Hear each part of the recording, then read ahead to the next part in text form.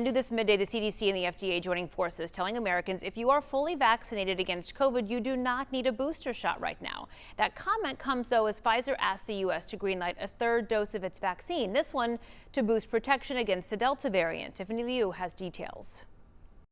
A lot of people have been asking, do we need to watch or worry about this Delta variant? Well, we spoke to a lot of health officials who say if you are vaccinated, you should watch it, but no need to worry. But they can't say the same for people who are unvaccinated. The chief medical officer at Parkland estimates the Delta variant makes up 40% of COVID cases in the area and will likely reach 50% in the next few weeks. Doctors say it can be tricky to identify.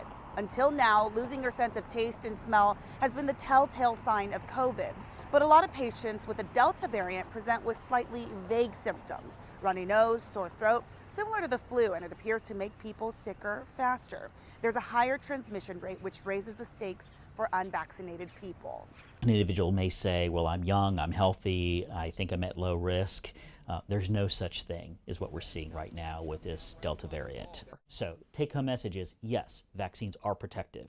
If we lag behind, we only give this virus ample opportunity and every ingredient it needs to either persist and mutate and get stronger in COVID-19's case. So now the question is, do we still wear face coverings or not? Experts are saying at this point, if you are fully vaccinated, it's not necessary. But if you have kids or members in your family who don't have the vaccine, it's not a bad idea to mask up, especially if that is what your comfort level is.